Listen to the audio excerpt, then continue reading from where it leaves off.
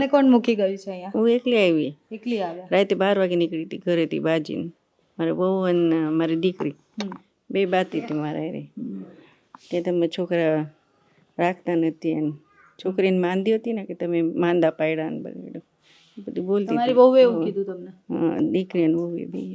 દીકરાને વહુએ? દીકરો શું કરે તમારો?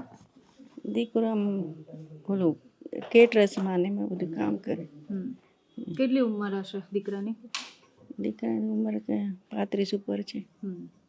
40 ગઈ છે. તો આવ્યા ખરી તમને મળવા માટે? કોઈ નથી આવતું, કોઈ આવતું નથી. રાતે એકલી નીકળી હતી 12 વાગે, હાલીને સ્ટેશને પહોંચી હતી. રિક્ષાવાળા ભાઈ હતો ને એને કીધું કે તમે અહીંયા જાઓ, આ બાપુનું નામ દીધું મને કે આ તમે રાખી લઈ શકે.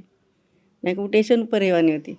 રાઈટ, મેં કે ક્યાં જાઓ સ્ટેશનમાં તો બધા હોય એટલે બીક ન હોય ત્યાં બેન. પછી રિક્ષાવાળા ભાઈએ કીધું મને કે તમે અહીંયા જાઓ, બાપુ અહીંયા છે તમને રાખશે કે. પછી અહીંયા આવ્યું.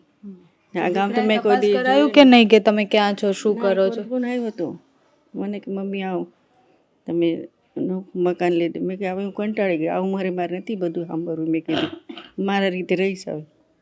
મેં જ્યારે તમે બોલો બાદ મને હવે સન નથી થતું. મેં કીધું એટલે મને સારું છે, ઘર જેવું છે બધું. એ મને ફોન ન કરતો કોઈ દાડ. એમ કીધું એ પછી ફોન ન આવ્યો કોઈનો.